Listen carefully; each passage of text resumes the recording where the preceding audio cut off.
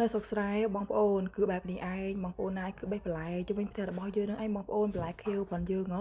ហើយនេះលឹកបាសបងប្អូនណាយវាដុះឡើងនៅលើទ្រង់មន់ផងខ្ញុំនឹងឯងនៅពេលដែលយើងចង់ស្លោអីមិនថាកកោមិនថាបហាអីទេបងប្អូនគឺយើងមានស្រាប់នៅខាងក្រៅផ្ទះអីចឹងទៅហើយមានទាំងលឹកមរុំលឹកងប់អីចឹងទៅបងប្អូនណាយគឺនិយាយទៅដាក់ទៅដាំឲ្យកន្លែងណាដីវាដាក់ដាំទៅដោតចោលទៅបានប៉ុណ្ណាយកប៉ុណ្ណឹងអីអញ្ចឹងណាហើយឥឡូវបន្លែខ្ញុំដើរបេះឲ្យអស់ឲ្យបងប្អូនមានទាំងល្ហុងមានទាំងលឹកមរុំលឹកងប់ហើយនឹងលឹកបាសនឹងឯងបងប្អូនហើយបើថាលពៅវិញគឺខ្ញុំទិញគេទេបងប្អូនណាហើយឥឡូវខ្ញុំបានរៀបចំរួចរាល់ហើយបងប្អូនណាមានទាំងអង្ករលីងគ្រឿងប្រហុករបស់យើងនឹងឯងសាច់ជ្រូក3ជាន់ផងដែរបងប្អូនសោកកោខ្ញុំថ្ងៃនេះបងប្អូន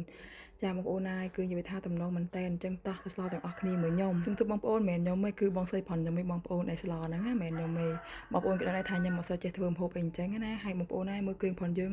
ឡើងលឿងល្អតែម្ដងបងប្អូននិយាយមែនគឺកំណងមែនតែនមកគាត់អាគោគ្រឿងប្រេងឡើងឈ្ងុយហ្មងឯងបងប្អូន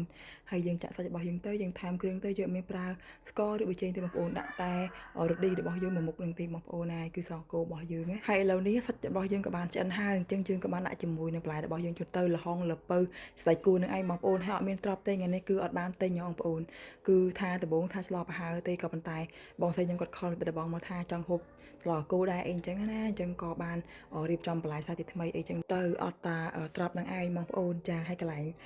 បើក្របហ្នឹងបងប្អូនគឺរៀងផ្សែងឯងមើលអត់សូវឃើញទេបងប្អូននិយាយមែនគឺឥឡូវបន្ទាប់ពីបន្លែរបស់យើងរៀងផុយរៀងឆ្អិនហើយអីចឹងណាបន្លែរឹងរបស់យើងហ្នឹងយើងក៏បានដាក់បន្លែខៀវរបស់យើងចូលទៅបើបន្លែខៀវហ្នឹងតែមួយផ្លែទេបងប្អូនគាត់ដាក់ចូលទៅគោវាស្រាប់ចូលតម្លងឆ្អិនតែម្ដងហើយបងប្អូនហើយឥឡូវតោះដល់ម៉ោងហូបបាយណាបងប្អូនក្មួយខ្ញុំក៏ដាក់ខ្មុំតែម្ដងហើយបងប្អូនហើយចូលចិត្តណាស់ស្បែកជ្រូកគឺទាយកស្បែកជ្រូកទេបងប្អូននិយាយមែនឲ្យម៉ាក់ឲ្យប៉ាគេឆ្កឹះមកអស់ហើយស្បែកជ្រូកហ្នឹងអញ្ចឹងមកបងប្អូនហូបបាយជាមួយខ្ញុំទាំងអស់គ្នាហើយដាក់ម្ទេសមួយម៉ាត់ទៀតគឺម្ទេសឯសាច់របស់យើងនិយាយថាអុយហិលមែនតែនហ្មងបងប្អូនឡើងបើកញើសក៏ប៉ុន្តែវាឆ្ងាញ់បងប្អូនវាអត់រលមាត់ទេបើថាម្ទេសធំគឺវាហូបហើយរលនៅមាត់តែវាអត់កពុលអីអញ្ចឹងណាបងប្អូនអញ្ចឹងទៅវាឆ្ងាញ់ទេបងប្អូនណាចាអូបងប្អូនណាតំណងមែនតែនហ្មងឲ្យបងប្អូននិយាយមែននៅស្រុកស្រែអញ្ចឹងស្រួលមែនដោយសារតែបន្លែផនយើងគឺដុះជុំវិញផ្ទះអញ្ចឹងទៅយើងបានបេះទាំងផ្ទៃទាំងអីហ្នឹងបងប្អូនណាទៅទឹកភ្លៀងទៅកាន់តែដុះតែម្ដងឲ្យផ្ទៃផនយើងអីលឹកបាសលឹកអីបងប្អូនមិនចេះដាច់ទេគឺ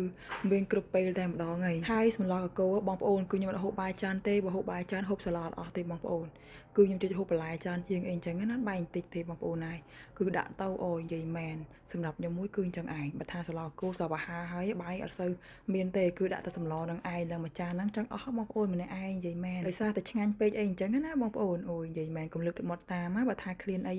គឺដល់បេះបន្លែតាមជុំវិញផ្ទះទៅអ្នកនៅស្រុកស្រែដូចខ្ញុំអីគឺថាអូយស្រួលរកបន្លែបងប្អូនអ្នកនៅស្រុកស្រែចំការអីហ្នឹងបងប្អូនណាគឺស្រួលរកទេហើយវីដេអូរបស់ខ្ញុំក៏មានតែប៉ុណ្ណឹងឯងបងប្អូនអរគុណសម្រាប់ទស្សនាវីដេអូខ្ញុំមកដល់ចប់ផងដែរ